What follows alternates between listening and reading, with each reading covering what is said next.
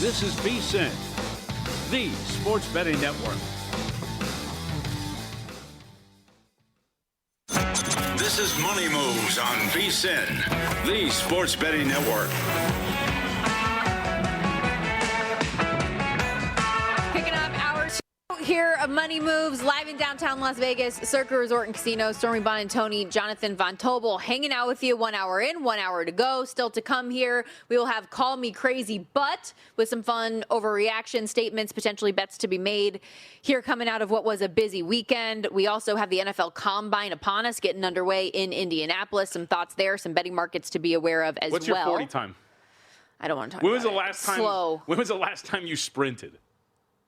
I mean, sometimes Like I don't full-on know sprint. about you, but when you're going on a run, do you not like have a burst where you just like A burst is different than a dead sprint. Like a straight line dead sprint. When was the last time you sprinted as fast as you could? probably high school basketball? Okay, I'm just curious. You? No, Yesterday. that's a lie. At Orange Theory, I have Okay. done the thing. It's like, okay, go as hard as you absolutely can Sure. for the next 30 seconds. Okay. And so, yes, I have to. So I would say, when did I do that? When did I retire from Orange Theory after tearing my meniscus? 3 years ago? Okay, all right. I was just curious. Yesterday. Now I had a 35-pound plate on my back, but yes. Where's your timer? I did not We gotta get time the it. time I got to up. time Come it. on. There's a bunch of football fields around here. We should try it. The question is, I mean, the problem is Ooh, when you let's race. Yeah, I mean, we could do that. We should do a combine. Now, I will say we should be careful because Kelly Bidlin can speak to this. I believe it was last year or the year before. That was kicking. You are correct, Justin. But I believe Kelly Bidlin tore the hamstring from his bone. Yep, saw the video. We saw his leg. Remember, he showed us his leg when we were sitting there having drinks. Gigantic bruise. Yeah. So you got to be careful. You can't just We're go getting up straight there. into it. So I mean, we talk about these, 30-year-old NFL players right. that they're basically ancient. I'm 33. You're 35. But the good thing is, you ran a marathon over the weekend. I've been working out too, so I think our bodies are warmed up enough that we can try. I ran a marathon. Unfortunately, I did not. My husband ran a marathon. I joined him on a couple laps. Mm-hmm. And the amount of physical discomfort and, one might argue, teetering on pain that I am feeling still 2 days later is so embarrassing. I think I hurt my foot. First last week, I have the bicep injury throwing the ball at clowns at the arcade. Now it's a foot going on a jog/walk for 8 miles. At least you've injured yourself doing very hardcore, high-level athletic activities. Not embarrassing whatsoever. Well, I told you, the best story ever is when I tore my meniscus because I was at Orange Theory. I had a really good workout. I'm sitting down on the ground after the stretch. I go to stand up, and that's when my knee just falls apart in shambles. So it wasn't even while doing the exercise. I just stood up funny after exercising. Yeah. I am waiting for. I've heard a lot of terrible stories about people just like walking and changing direction, like tearing their Achilles and whatnot. Yeah, So like every day when I go out, I was like, today the back of my calves a little sore. I was like, here it comes. What's that parody sports movie? It's one of those not another teen movies or scary movie 3. It's whatever, but it's a parody sports one. Okay. And there's a guy named Asil Terry. And he basically steps on, I think, a sunflower seed or something like that, and just his whole leg falls apart for like ACL tear and beyond. So neither here nor there. That's it. I did want to get to X really quickly because we did have somebody chime in on social about the twins. Billy Charlebois, would that be how you pronounce that? I don't know why you look at me. As someone who lives in Sorry, Minnesota and who stopped going to Twins games, I can say they're flat out awful. They have an ownership group who cares less about winning than the Cleveland owners from the movie Major League. So under 73.5? That one goes over my head. I didn't watch that movie. But yeah, I think under 73.5. What? Never seen Major League? No, never seen Major League. Wild Thing? I know that reference. I know that's Charlie Sheen's character. I've never seen Major League. Okay, disappointing. This comes up like every year. What year did that come out? Because that's got to be in your time. 1980 Major League movie debut. 89. Oh, wait, that's your year. That's your birth year, right? No, 1990. Just missed the cut. Just missed the cut. Come on. Now, Mr. 3000, fantastic That movie. is a great movie. R.I.P. movie. That's something for some of our audience who might not know. JVT either has not or refuses to watch movies that have come out before his birth year. Well, it's not that I refuse. I just look. I'm not a big movie guy. He's ageist. He does say that often. I am very ageist, very, very loudly and vocally ageist. But I'm not a big movie guy to begin with, and then just old movies just tend to kind of take me out. Like when it comes to the production value, I just can't really buy in. Okay, whatever. Let's get back to the NBA here, shall we? Shall you? Yeah. So Talked earlier with Mitch Lawrence and just in general about kind of the Celtics blowout against the Lakers this past weekend. Jaylen Brown had an awesome performance, 32 points, 8 boards, 7 assists, 3 steals. And after the game got an interesting, albeit still, an endorsement from LeBron James afterwards. Here is LeBron in the locker room. What have you made of his season, and what's your relationship been like with him over the years? What's the season been like? I think he just used the motivation of a lot of people just saying that they're going to have a down year because of, obviously JT being out, them losing Drew, Al, leaves, Porzingis leaves. Their whole championship team pretty much is kind of revamped, and he uses that as motivation to keep them afloat. They're playing great basketball, and it's because of him and the rest of those guys. He's taking that next step. Our relationship has been, pretty respectful. Besides he said about Bronny at Summer League. I was wondering if you guys were able to get past that. But other than that, we've been all right. Were you guys able to get past that? We'll be all right. We'll be all right. He also went on to say he thinks MVP has kind of become a little bit of a popularity contest, and whether he was specifically about Brown or himself is yet to be determined. However, I am curious your opinion on Jaylen Brown in general in the MVP discussion. Because considering how much attention Joe Mazzulla has gotten for Coach of the Year, and I know JB Bickerstaff is odds on at this point, but Mazzulla, as we heard listening to the Hoops Collective clips last week, that it's kind of a 2-horse race for them, although that's pulling more in the Pistons' favors now. But considering just the thought process on the Celtics coming into this year, not having Tatum and what Jaylen Brown has done, does he deserve a little bit more of the conversation in this? Sure. But it doesn't matter. Right. I mean, it's always going back to what I always love to say. He should be part of the conversation. Cool, we're talking about it. What does it actually mean? The straw poll that just came out, he didn't receive a first-place vote. He didn't receive a second-place vote. He was left off of 57 ballots. So, again, the straw poll is a very good recreation of what MVP voting looks like. But is that a groupthink thing? Or, do you think does it matter? Those are MVP. Some of those are MVP voters. Well, I'm saying now that maybe a day like today happens and it's a big conversation nationally, could that shift the conversation a little bit? Yeah, I mean, it could. But, again, he was left off 57 people out of 100 did not even vote him in their top 5. So how much realistically, even with margin of error for people who are actual voters that weren't part of the straw poll, whatever margin of error you want to account for, realistically, how much is Jaylen Brown making up that gap from now until the end of the year? If Shai Gilgeous-Alexander's healthy, if Cade Cunningham continues to do what he has been doing, all of these things are still there. How can you realistically make up that gap if you're Jaylen Brown? So it's, it goes back to, we have all these conversations all the time. And from a betting standpoint, you do like to look at these and you go, man, I could get this long shot in or whatever it is. We have points of evidence that would tell us that he is not sniffing this award right now. Mm-hmm. And so, sure, does a performance like that against a bad Lakers team, we've talked about it all the time. I texted you guys yesterday, right? What's the thing we've been doing on this show? Every time the Lakers play, is it a bad team? Bet on them. Is it a good team? Bet against them. And it happened again yesterday, right? Don't get it done against the Boston Celtics. So does one performance like this, next straw poll, do a couple more people go, all right, yeah, I'll give him a third or fourth place vote. But still not enough to be to upend all of these, to get a majority of first place votes, to get second. How much are you realistically making up that gap for these voters? And I would expect that it is a very hard thing to do. My thought process, I guess, in all of this is, and granted, who knows who, if any of them, are ultimately not going to reach that injury threshold, right? But SGA and Jokic, both in that conversation. Wembanyama in that conversation. You say Luka not going to win it, so that leaves him and Cade. Yet he's 40-1. Yeah, so I guess that's where my brain goes. Sure, and that's the part of this. So it's okay, what you would need to realistically happen is Shai Gilgeous-Alexander, who has 6 missed games remaining, who is continuing to miss time, needs to be eliminated. I don't think you need Luka Doncic. I think Jaylen Brown has a stronger case for MVP than Luka Doncic does, so we can draw a line through that. Victor Wembanyama has 4 missed games remaining. He would need to be eliminated. Jokic has 1. He would need to be eliminated. And even then, you're still second on the board. Yeah, do you think that Jaylen Brown's MVP case is stronger than Cade Cunningham, and that enough voters would think that? Yeah.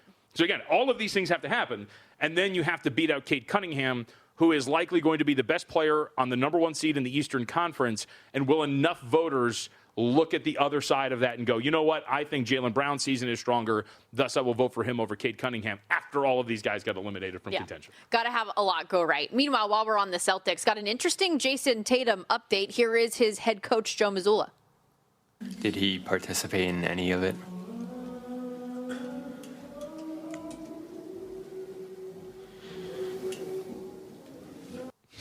Okay. So The beginning is giving it a little bit more because I think that reporter is actually really smart because the first question is, was Jason Tatum at practice? Yes. Missoula's a very literal guy, and he said, yes, he was. It's a great follow-up to ask, did he participate in any of it? And got the death stare. To which Missoula did absolutely nothing. That was like Mike Tomlin eyes.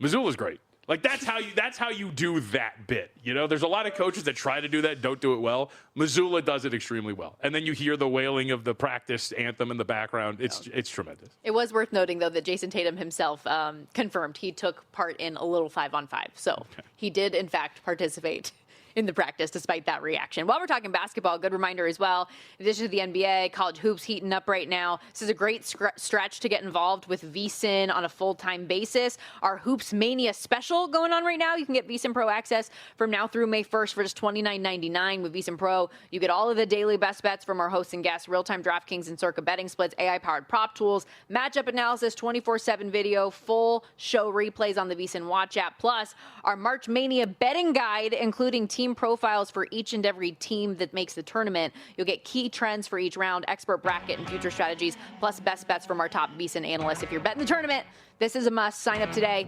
vsin.com/subscribe. That's VSIN.com/subscribe. Stick around. Call Me Crazy But coming up after this, including one thing that I thought was really dangerous. Thought this was bad for the NFL. Yet here we are. Don't miss it.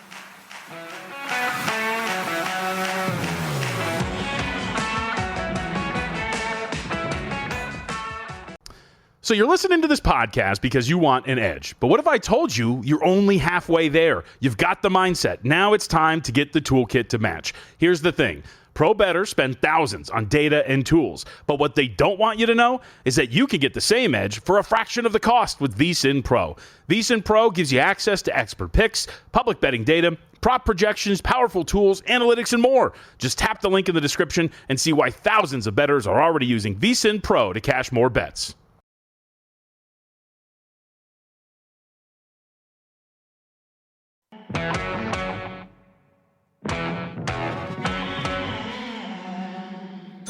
You're watching Money Moves here on VSiN, the sports betting network. Stormy Buonantony, Jonathan Von Tobel back here with you on this Monday edition of Money Moves, and coming off of what was such a fun weekend in sports. We love a good overreaction Monday as well. Time for Call Me Crazy But. Put on your tinfoil hats. I feel like I'm taking crazy pills. The whole world gone crazy. For Call Me Crazy, but... All right, let's get into it. Well, I know Jacob Bridgman held on yesterday to win his first event on the PGA Tour, cash 78-1 at the Genesis Invitational. It is not always easy to win some of these long shot bets. There are other angles you are always diving into, and one trend has been one that we need to be doing each and every week if this continues. Call me crazy, but betting Scottie Scheffler live for top 20s and maybe even more needs to be an auto bet, JVT. I don't know what's been going on with Scottie Scheffler on Thursdays, but I hope it continues so that we can continue to cash some of these tickets at more reasonable prices. Yeah, we talked about this coming into it after we got off to that rough start. I was flirting more with like top 10, top 5, but still, I mean, these top 20s, he is so good that he is going to put forth, you would think, one of these explosive rounds. Even if he gets off to a poor start, that's going to put you in position. So, and I think it's still worth it, given the way that he can put together a round or two like that. Still throwing in some live to win the tournament. I mean, you would think at some point, if he continues to get off to these slow starts, he's going to find himself. 2 weeks ago, he almost did it in terms of pulling it off. Round 1 in Phoenix, tied for 89th after round 1. Tied for 62nd at Pebble Beach. Tied for dead last his first day at the Genesis before his round ultimately finished on Friday, where he tied for 68th. Yet, if you were to eliminate the opening rounds from all 3 of those tournament starts, he would have had T4 at the Genesis, first at Pebble, and a tie for first with a pending playoff at Phoenix. So if we can get different angles like this where you get a cheaper price on him just to be in the top 20, or as you said, outrights, top 10, top 5, we need to be betting these markets because he has proven time and time again that he's going to surge and come back. And I didn't do it the WM Phoenix Open week, but each of the last 2 weeks we've talked about it. I've been betting some of these and it's paying off. So let's keep it rolling. Also, And let me just set this up. Okay. Call me crazy, but Okay. people remember who won, not who almost won. And I say this on the heels of some of the comments from Nathan McKinnon, Team Canada, saying, you be the judge who was the better team coming off of the gold medal game in the Olympics yesterday. And naturally, I know there's going to be some frustration after you lose a gold medal. Yes, Canada was dominant for several stretches in the game. But in 20 years, JVT, when we all look back at this game, we're not going to remember that Canada outshot the U.S. 42-28. We're not going to remember the Canada missed opportunities. We're going to remember Jack Hughes and his freaking broken up teeth and the golden goal in overtime and what a dime that was in the moment. And we're going to remember how awesome Connor Hellebuck was. Like, that's how I see it. Am I crazy? I mean, we're still going to remember they beat Canada, so I guess technically he's right. Yes, I get it to that point. But no, he's not right.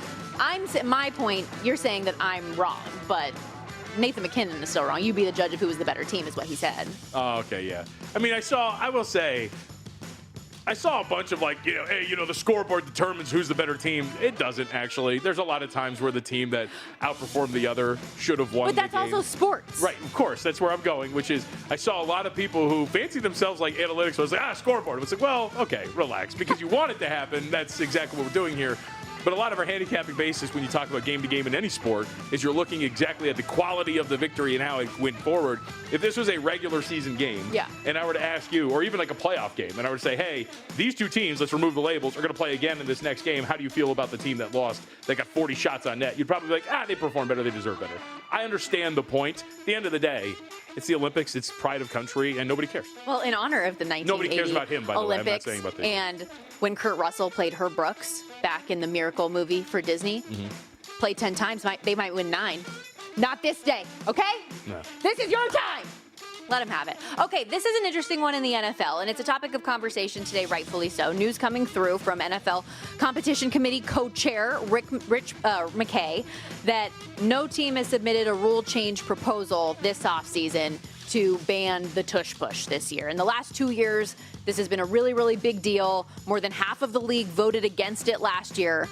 Yet all of a sudden, it's not really on the topic. It's not topic of conversation anymore. So call me crazy, but I thought the tush push was dangerous, JVT. I thought that this was a serious concern for player safety. I mean, it's not a football play. It is a rugby play. This is dangerous. Yet it's almost like there was zero data to back that up, and the team that was really, really good at it wasn't as good at it last year and got eliminated the first round of the playoffs, so all of a sudden it doesn't matter. There we go. I thought it was dangerous, though. Call me crazy. Yeah, you finally got to the main point, which is they converted just about 60% of their tush pushes last year.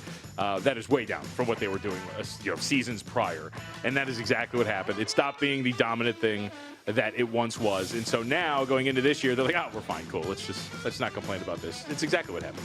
I'm like dominating this segment. Do you have any good Call Me Crazies from the weekend? Yesterday we saw an interesting result, so I was wondering if you're going to ever let me go. Oh, were you? That's interesting. Call me crazy, but the Cavaliers are going to be fine. Now, it was a tough loss yesterday. You lose to a team that did not have Shea Gilgeous-Alexander, that did not have Jalen Williams, that did not have Alex Caruso. We can go down the list. It was an interesting starting group for the Oklahoma City Thunder who went out, jumped out to an early lead, kind of looked back a little bit, but ultimately got it done. I think at the end of the day, Cleveland is still very good with its 2 stars on the floor, Donovan Mitchell, James Harden. Got to figure out the defense, but they're still averaging 132 points every 100 possessions. Those 2 out on the floor, Stormy. This is similar to, and Brian Windhorst brought this point up, I think it was a good one. You're still figuring out rotations. You're still figuring out what you want to do with these guys. Harden is a new piece that you want to see who he plays well with, who he doesn't. I wouldn't freak out too much about one loss. You're a 4.5-point favorite. Probably shouldn't have lost the game the way that you did, but they're going to be fine, and they are still arguably, along with Detroit, the best team in the Eastern Conference. Well, and that's why I brought up the point when we had Mitch Lawrence of Mad Dog Sports Radio on the program earlier talking about this Cavs team despite the loss. Their odds actually for Eastern Conference have still come down from when we were having this discussion a week ago. So people are still buying in on this team, as I think they should, and seeing more of what it looks like with James Harden and believing that this is going to work big picture once we get to the postseason, which I quite frankly hope so. I would like James Harden not to suck it up in the playoffs.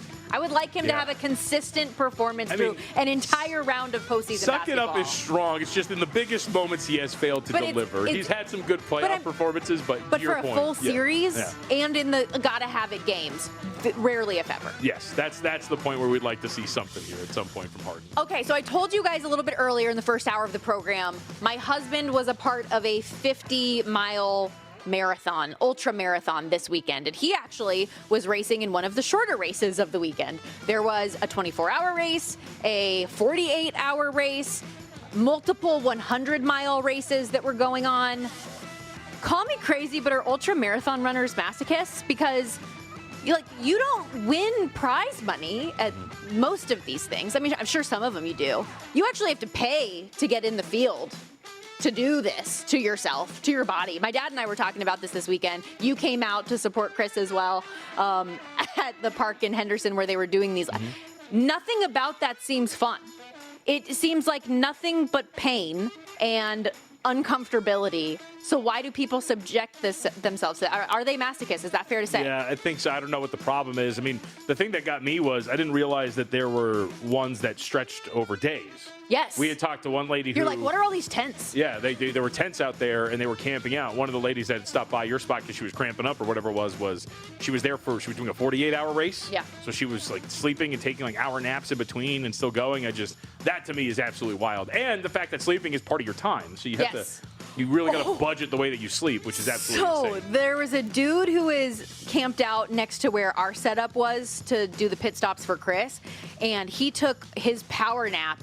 And the moment this dude woke up, that he just sprinted out of his sleeping bag, I was so shook. Really? He hopped out, and then one of his people that was supporting him caught up to him with half a sandwich to give him. Don't forget to eat while you go. It was wild. And all that to say, I'm very, very, I was in awe of Chris this weekend for what he was doing. And he had a hip injury while he was going through it too, and still 20 miles in, and still finished the 50 miles for this thing. The mental fortitude, the willpower, all those things. But no offense, Chris, the person I was most impressed with this thing, this red-haired lady who's in her 40s set the women's world record for the 100 miles in I can't remember exactly what the time is because this world isn't I'm not part of this world, but it was sub 12 and a half hours. Right. She's running mile 100 faster than I would run mile 1. Yeah. It's unbelievable. It's crazy, dude. Unbelievable. The pace that these people were doing, crazy. I saw this really old lady. Well, there's a barefoot guy too, right? There was a barefoot. One of the signs actually we made Chris because he says that he does not respond well to positivity. So we were making all of these signs, and one of them was there's literally a man who's barefoot going faster than you. We did hurry the bleep up. There were some other good ones. It's a fun time. I will not be doing, how many miles did you do? 50? He 50. And it actually ended up being 51.8 was how many he did. Sure. Because the course just lays out a certain way where you can't finish the actual on a 50. So, yeah. Good job. I'm proud of you. Awful. I did 8.5 miles, guys, and I feel like my body is falling apart. It was You walked most of them. I could count on one hand since football season started how many times that I have exercised, and none of those times did I run. Since football season started. Correct. Since August. Yeah, not a good time. But we're in the off season, so I'm trying my best, just not the best way to start. I get it. I'm pathetic, okay? You hear the music. We got to shut it down here for a second. When we come back, it's NFL Combine Week in Indy, previewing all of what we might see, a new market for NFL Draft as well. Don't go anywhere. More Money Moves after this.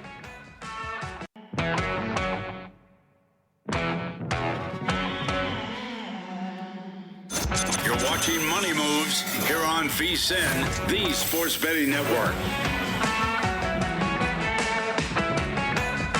It's officially draft season as we welcome you back here to Money Moves. This segment sponsored by Upside. You can download the free Upside app today and earn real cash back every time you fill up. Use promo code SPORTS, SPORTS, for 25 cents back per gallon on your first fill up. Again, download the Upside app for free today. And with that, as I mentioned, draft season getting underway this week, a huge one in the NFL calendar with the NFL Combine getting underway out there in Indianapolis. Coaches, GMs, player personnel, staffs from all 32 teams gathering in one place to evaluate all of these prospects, do the interviews. Also, we find out later, more often than not, some, handshake deals and conversations about potential deals happen out there in Indy. It's a fun week. It is. I would like to go 1 week. I hear lots of stories. Have you ever been? You've never been? To the Combine? Yeah. No. Yeah. It's a fun experience, and it's cool to see like must be nice. all of the people too. Well, I used to work for an NFL team. It's not like I got sent there from VSiN and you've been shafted. Forgot about that. Yeah. So, but it is cool though, like especially at that time when I worked for the Panthers and went out there, it was unique to see all these people that you see like on NFL Network and all of these places all in one place. So you see like the Schefter and the Rappaport. Somebody's been to multiple Radio Rows in the Super Bowl, so it's not that big of a deal. Wasn't it last year at the Combine that the Ian Rappaport, Jordan Schultz, like Starbucks debacle took place? I saw that resurfacing because we've approached the year anniversary, I believe. Yeah, that craziness. I saw a clip of Rappaport breaking down more of the details about it the other day on a podcast for The Athletic, and I was like, oh, dang, we're bringing this up again. We're getting ready. So stupid. It's going to be a fun week, though. Hopefully we get more chaos. The lamest beefs ever in the world. That said, from a betting perspective, while we don't have a lot of the Combine events available yet, we will. So DraftKings, FanDuel, BetMGM, they'll do certain things like 40-yard times, will a record be broken, vertical jump, bench, all those things. Do you ever dabble? No. I'm not betting on these. Not a dabbler? No, I'm not gonna dabble on the Underwear Olympics, the NFL Draft Combine. There's no shot. There's no way I would do that. We do have one market, though, that I could see you dabbling in that is not a Combine market, but a new draft market that has popped up. You mentioned this earlier.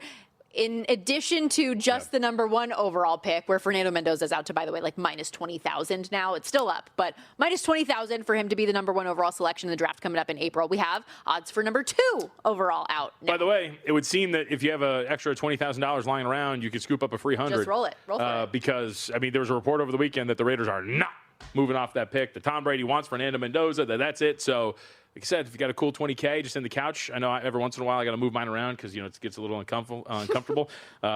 Just go out there and get a free $100 if you want it.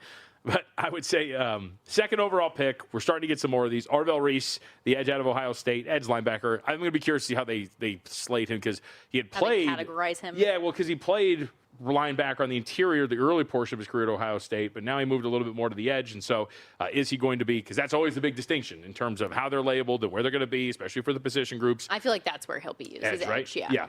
So he's minus 125 favorite. And this is the theme of these top three selections, or at least the three favored selections. It seems like the second overall pick is going to be one of the three edge rushers, whether it's Arvell Reese out of Ohio State, David Bailey out of Texas Tech, or Ruben Bain out of Miami, and whether or not that's going to happen. And go look at a mock draft. Everyone is different in terms of which one of these three guys is going to be the second overall pick. So I'll be very curious to see if that's ultimately what plays out. But it would seem that the three edge rushers are the guys that are expected to go, whatever one of them at second. And Arvell Reese is odds on, at least right now, minus 125 in the odds that I saw you put in there. Bailey plus 170, Ruben Bain plus 550. I did see a small poll from ESPN's Jeremy Fowler that he was put out from, NFL execs, coaches, players, and everything like that. I don't know how many people, because it wasn't listed in the article, were actually polled, or if this was just more like conversations in passing, or let me shoot a quick text here or there. That said, it was pretty clear in at least his findings that Arvell Reese was considered the best regardless of position prospect that was available there. Another name that popped up a lot, though, after Reese in terms of the regardless of position stuff was Jeremiah Love. And running backs are always going to be an interesting topic of conversation, especially when it comes to near the top of the draft. I'm not talking about for number two overall, but we saw what happened with Ashton Genty being taken very high last year and not having the immediate production, albeit I don't know how much of that is actually his fault versus the offensive line and the plan for him. But for a guy like Jeremiah Love, where does he end up falling? How does this look for a player like him? Every mock I've seen, and I haven't watched a lot, or I haven't read a lot, but I've read about 3 or 4 this morning that are most recent, and they've all got him going in the top 10. Yeah. Kansas City at number 9 in Daniel Jeremiah's, the most recent mock draft, which is about a week old, about 6 days old. He has them taking Jeremiah Love at number 9 overall, which I think is really interesting just given the fact that, Kansas City, you would assume, is not going to find itself inside of the top 10 very often, considering their aspirations and their quarterback. So do you use the 9th overall pick on Jeremiah Love? Again, it's not anything to him. Like you said, everything seems to be that this dude is like the ultimate talent, especially on offense, like the most talented player. You can use him a ton. So it does make sense to an extent. Like a positionless player a little bit, too, with all the different things he can do. Maybe that's going to be it. But that is, to me, what his draft position is going to be. Odds for him to be a top 10 selection. You look around so many different places. I was reading a mock draft today that had the Titans going with him at number 4. So there is a strong belief out there amongst mock drafters apparently early on that Jeremiah Love has found himself solidly inside of the top 10 right now. Which, for inquiring minds, the draft order where things sit right now, Raiders 1, Jets 2, Cardinals 3, Titans 4, Giants 5, Browns 6, Commanders 7, Saints 8, Chiefs 9, as you mentioned, Bengals 10. So that rounds out your top 10 in the NFL draft. Yeah. It was Felice, who works over there at NFL Network, who had him going number 4. So that's going to be an interesting selection if that's going to be the case, if he's going to be a top 5 selection for Jeremiah Love. Yeah. I would guess that most of these people are right, that you're going to find him somewhere in the top 10. And then the question becomes where, because you talked about this, and it's a very important point. The mistake that the Raiders made, as we talked about a ton in last draft season, was you cannot draft a running back to fix a bad running game. You have to have an offensive line in front of them. All of the rumors and the rumblings are that the Raiders are going to do just that and try to really ramp up the offensive line and its production in this offseason. So who among these teams floating around that top 10 would have the offensive line that would potentially maximize drafting a Jeremiah Love? Maybe that could be the Kansas City Chiefs. I don't know if it's the Tennessee Titans. I don't know where you're looking potentially here. Definitely don't think it's the Cleveland Browns. I mean, their offensive line's all at the door. So I'm going to be curious to see if this really does happen, if he's going to be a top 10 pick. So with you saying that that's a market or a player you're excited to see what the odds are ultimately when they come out, aside from quarterbacks, because I know that's been a big topic of conversation of we assume the number is going to be set at 1.5 quarterbacks for the first round. How juicy is it going to be in terms of the vig on the under? What other props and markets are you waiting for that you think, like, you're just curious what the number is going to be and if you have a strong opinion on what a side of it would be? Yeah, I think offensive line is going to be pretty interesting. Francis Mauigoa, who's coming out of Miami, is widely considered to be, again, according to some of these mock drafts, the solidly first offensive lineman taken. I mean, every single mock that I have seen, the first offensive lineman off the board is him. Same thing, by the way, with wide receiver. There seems to be no question that Carnell Tate is the top wide receiver in this class. So if that holds true, offensive line evaluation seems to be kind of tricky when you talk about this. I mean, you have these guys that are at the top of the board, but the more you get to see them and evaluate them and the teams look at them, opinions change as you get closer to the draft. But where he ultimately goes and what the odds are going to say with him being the top offensive lineman in this draft, that's going to be something. And by the way, he's getting tied to Arizona a ton. I mean, almost every mock draft has Arizona going with him as their fifth overall pick, wherever they're at right third. Third. That's going to be a fun exercise too. I love funny names, and obviously Hawaiian pronunciations are very, very unique. And I'm curious how many like crazy pronunciations we're going to get, because there's a silent, I don't know if you know this, there's a silent N in his name. So I mispronounced it then. That's what made me think of it. But yours wasn't bad. Yours wasn't bad at all. Yours was so close. It's Maui Noa. Maui Noa. Okay. Isn't that weird though? Yeah. But it's just like the Tuatonga Vailoa or any of those guys. They have like hidden letters in the names, which is I just find fun. You would never. It's spelled Mauigoa. Yes. How are you supposed to know that the last syllable of that, like the last two syllables, are Noah? Well, I apologize, Francis, for mispronouncing your As name. you I'll get should. that right How from now on. dare As you know, once I get it down, Jaron Cave Sangapulatele, Nailed. right off the bat. Nails. I will say, too, the other thing that I think is interesting is Daniel Jeremiah had 8 wide receivers going in the first round in his most recent mock draft. That's so that number is going to be pretty interesting, too, That's to a see what they lot. hang up. Yeah. I guess since do you have Daniel Jeremiah's pulled up still? Any other interesting takeaways specifically from his mock? No, I mean, I think those are the ones, the offensive line, where the edge rushers Ty go. Simpson? No Ty Simpson. He only had Francis, excuse me. I got him on the mind now. He only had Fernando Mendoza going with the first overall pick. I am going to be very curious to see what the market wants to do there. I think that's correct. And we're going to see Ty Simpson throw at the combine too. So, but it does seem now in February, we'll see if this holds, that he is solidly the number 2 guy, like the second quarterback. It seems like that. We'll just see. I mean, the gap seems to be a very wide chasm, and we'll see if any team wants to risk it at the back end of the first round.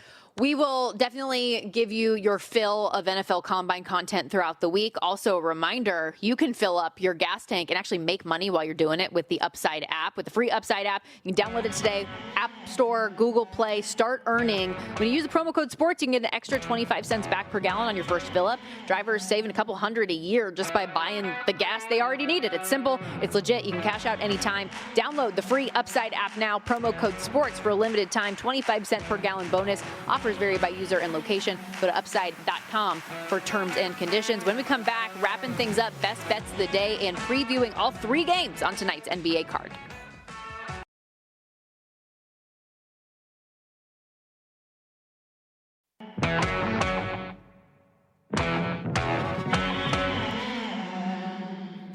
You're watching Money Moves here on VSiN, the Sports Betting Network.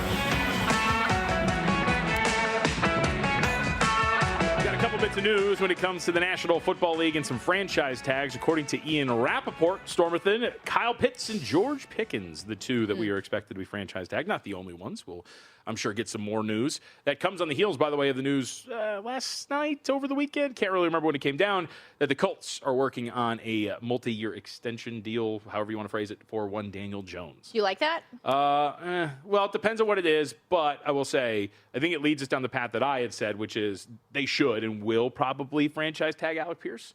So I do like that. As I've said 1,000 times with Daniel Jones, he had a very strong year before he got injured. There was a very clear decline in his play in the 3 or 4 weeks leading up to, maybe even 5, to the injury. Mm-hmm.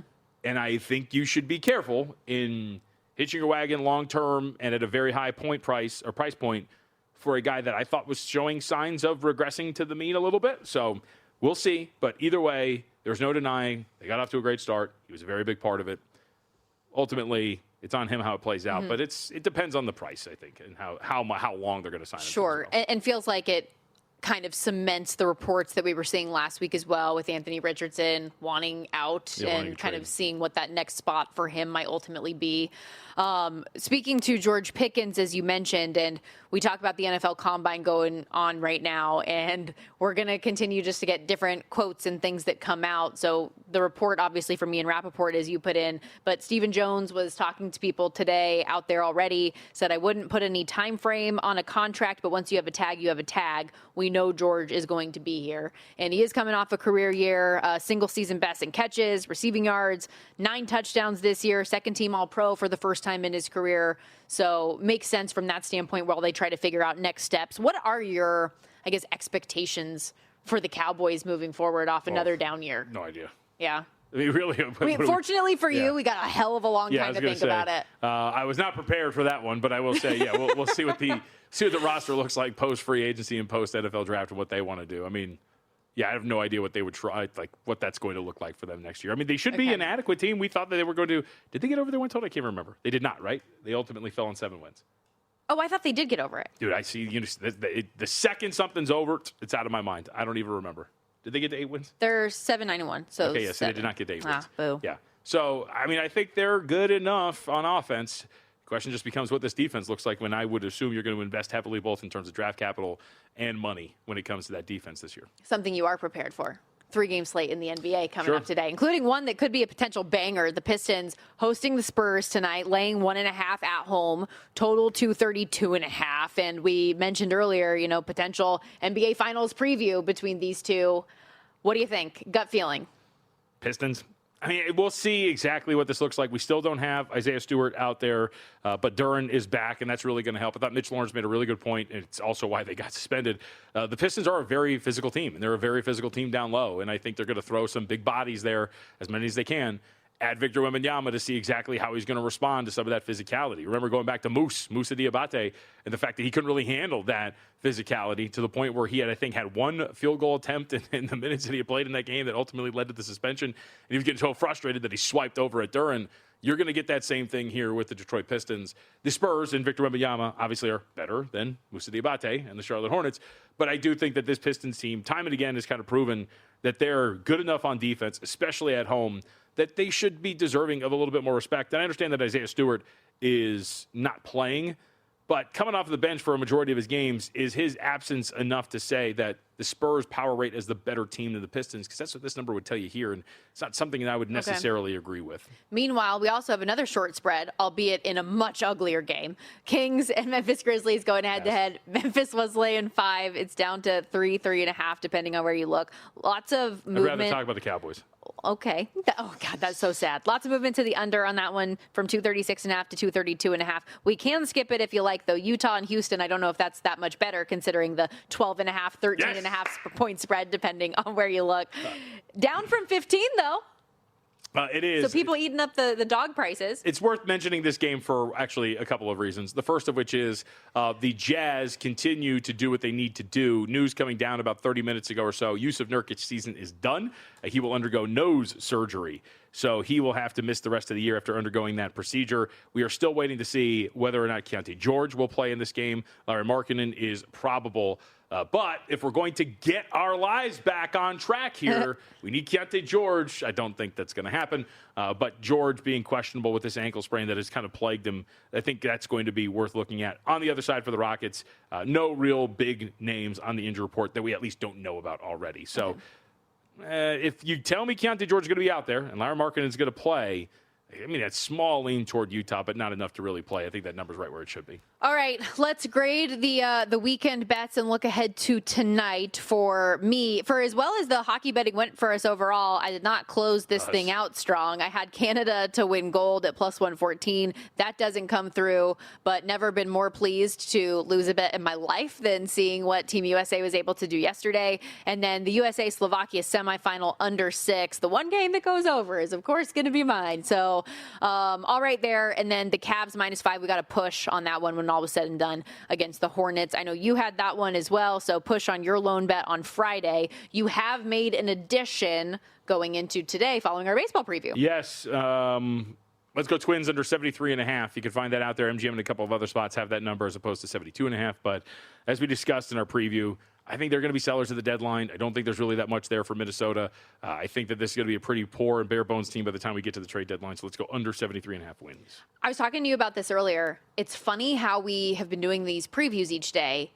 I am going to have such an ugly futures area of my betting app because I think every preview we've done, I found like some bet that I wanted to make. And I haven't made all of them, but we've got still a while before the MLB regular season is going to start. So if I've already made a handful and we're only on the Twins, it's gonna be rough. Yeah, I got to make a baseball tab on our Which doc. I think I kind of want to add this too. The more we talked about it, Just do it.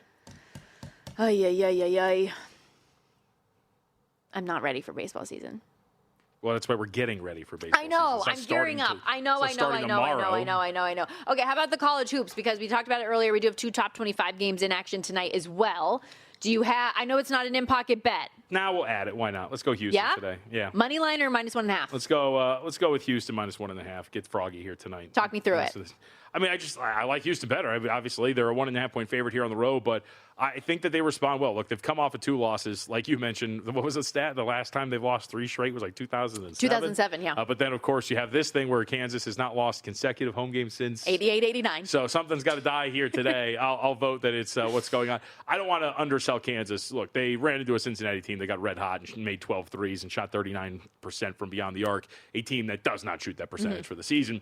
So that's a tough loss here, but I do think Houston is good enough. We know how good they are in that backcourt. Offensively, make a ton of jumpers, obviously. Don't get to free throw line a ton. That they're so good at the point of attack on defense, and they've got enough size down low to handle it. I think that they're going to be able to get this done here today. Last time we talked about Houston on the road, if you bet that was a push on the road against Iowa State, but they were leading late and kind of let go of the rope, I think they can get this done here against Kansas. Yeah, I have a bad taste in my mouth losing my last bet on Houston, but I really believe in this team. I told you, I like them to win the Big 12, and so that loss to Arizona is very frustrating. But, I mean, they're so well balanced. They have such great guard play. I'm such a huge fan of Kingston Flemings and Emmanuel Sharp.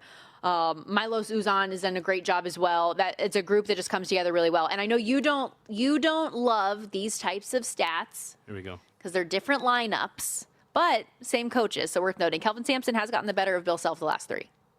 Anything to that? With coaching and game plan? I mean, if it was a larger sample size, maybe. Just 3 games, that was not enough. Can't do it. Not really. I mean, because I go back to there. I don't know what I can't do.